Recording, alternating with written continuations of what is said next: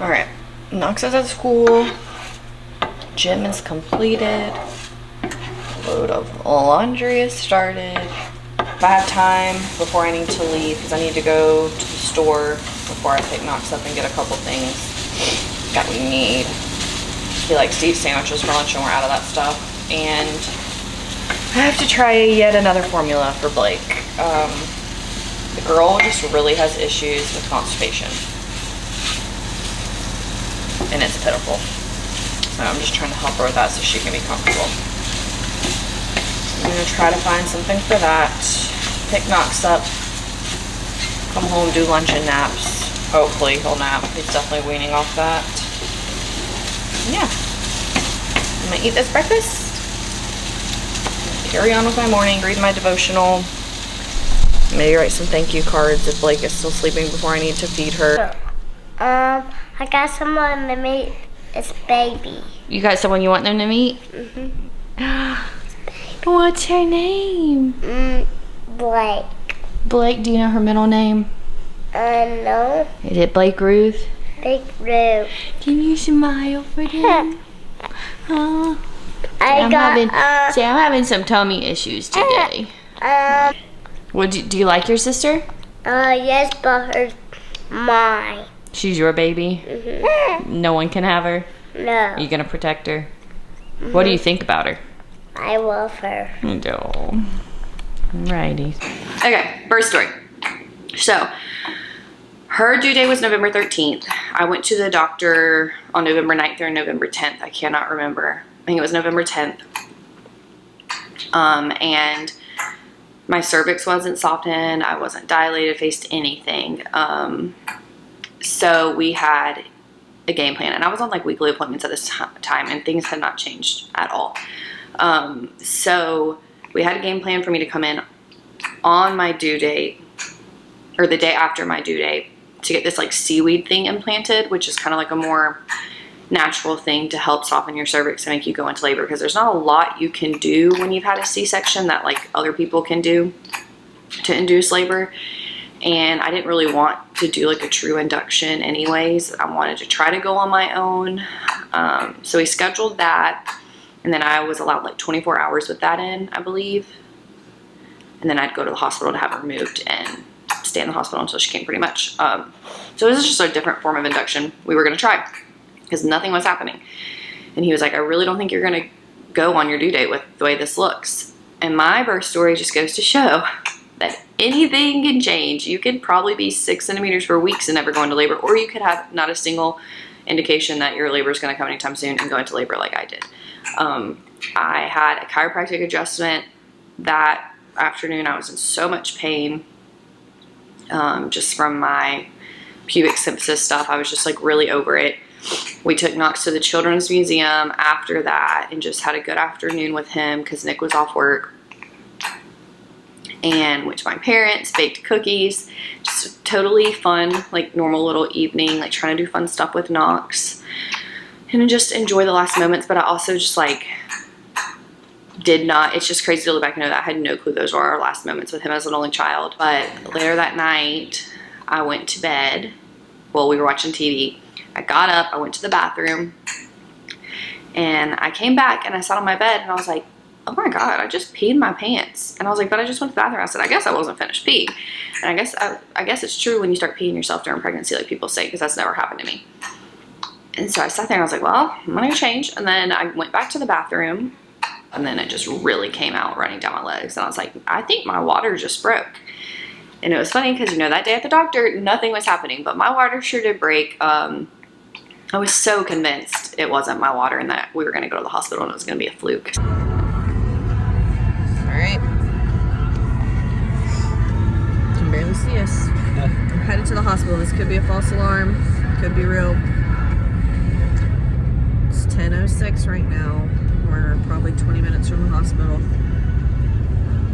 This is the latest I've been up in quite some time. No, it's not. I don't know. This is our bedtime though. I went to get in bed and I just felt water pour down my legs and thought I peed myself, but then it just kept coming, so that's why we're heading there. I have a feeling it might be a false alarm. We'll see. You also don't have a name yet. Kinda. Right. So I called my mom. She got here at like 10 and we got to the hospital. They ran like a typical test. Did your water break? And they were like, no, your water didn't break. And I'm like, the other, like the charge nurse or head nurse, I don't know what they're called. She came in and she was like, your story's a little too accurate for that not to be your water. And I was like, yeah, I would never pee myself that much and just keep peeing on myself. So she did like a more in-depth test and sure enough, my water did break. So I got admitted and they checked my cervix and everything. And I was not even a centimeter dilated. Like, so we were like, oh God, this is going to be a long night. But you know, once your water breaks, you only have so long to go into labor on your own before an induction or considering a C-section. And since I'd had a previous C-section, there was in like a high risk birth with Knox, there was just, you know, more cautious things. So, we got into our room and about an hour later, the contractions really started and they came in hot. They were hurting really bad. And we tried to sleep a little bit, but of course, when you're in a hospital, it's either someone's coming in or you get a contraction that wakes you up. So there really wasn't any sleep. So we had been awake since 6 a.m. Wednesday morning and pretty much didn't get any sleep till the night after she was born. It was a long time. So 2, 3 a.m. rolls around and I'm starting to like really hurt. I'm like, holy cow, like this is getting painful. And I believe it was around 5-ish. I finally was like, I think I need an epidural. And then at that point, a couple hours later after I got an epidural, which was, oh my God, it was the best thing ever. It helped so much. I was actually able to rest finally. And like I said, I had been awake since 6 a.m. the morning before. Now it was like 24 hours later. So I got my epidural and then I lost my mucus plug. Still was only like a 2 at that point. And this was, no, I had a 3 at like 10 a.m. finally. They started Pitocin and it was like that. They started Pitocin at like 5 a.m. and that's all it had done. So they cranked it up a little bit and came back a couple hours later, still nothing. Then like, so yeah, like one was like a 6. They had cranked the Pitocin up, and then it had got me there finally a few hours later. Holy cow. Did y'all hear that? And you never want to burp, but you got to. That's why. You ready for more now? Got some space? So yeah, one, I was a 6 and my doctor was doing rounds. Like he came back from his office to check me again. And he was like, yeah, there's probably gonna be a few more hours just by how everything feels. And they were having a really hard time, like even feeling the baby. Well, he left and then her heart rate like kept going up and down, up and down. They kept losing it because she was so active. And they were like, we need to do an internal heart monitor. Like we go and we place a little one on her head just to keep track of it because it's dipping. And we just want to be able to keep an eye on it since she's moving so much. And she's like, but I'm going to call the other nurse to come put that in because she's really good at it. And I know I'm not. So she called the other nurse in and the nurse was like, has she been checked before I even put this in? And she was like, yeah, she's about a 6. They just checked like an hour ago. It's been really slow. And when the nurse went to like check to put the heart monitor in, she was like, oh no, she's 9 or 10, whatever you're supposed to. She was like, she's here. The baby's head is right here. She's coming. And I'm like, it went from not happening at all to happening so fast. Nick had literally just got back from going and getting some food. My doctor, they called my doctor and he was like, she's not ready. That can't happen. What? Just have her practice. I'll be there soon.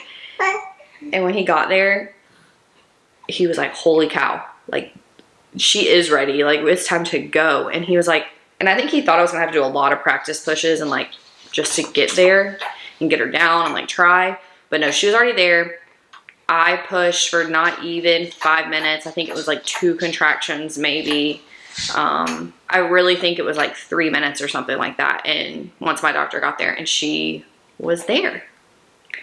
And she came out right at the beginning of this song called Reckless Love by Corey Asbury. And it was the very beginning.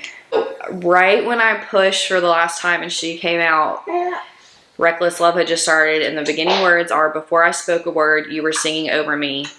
You've been so good to me. Before I took a breath, you breathed your life in me. You've been so kind to me. And that just hit me. I was like, what a beautiful song and like moment to be born into. And so delivery, great, beautiful, smooth, postpartum healing, physically, mentally, not great. And that is her birth story. So with that, I will introduce you to her since she's wanting to take a break from eating. Let's get your little bow right. I know Knox tried to introduce her the other day, but she was a grumpy girl. This is Blake Ruth. Yeah. She's recently discovered her hands, and that's all she cares about. Instead of being a thumb sucker, she's like trying to be a hand sucker. We're cool now. Took me a while to... I'm not gonna say I loved her, but it wasn't like overwhelming, like a bond or anything. And see, now we're pretty cool. I'm getting to that point where I look at her and I'm like, oh, I could eat your face off. You're so cute. And because she just loves to smile and like baby talk to you now. She was 7 pounds 3 ounces, 20 inches long, and now she is 11 pounds and 23 inches. So even though she doesn't like to eat a lot, she's still growing, which is great.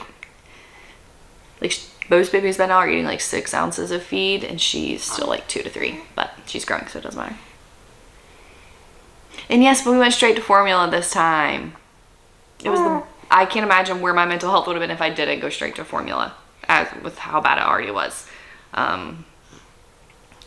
My experience was horrible with Knox, and I just knew that wasn't something I wanted to experience again, so I did what was best for me, and we are all very happy with that decision. All right, your brother's not here, so you gotta say, peace out, dudes.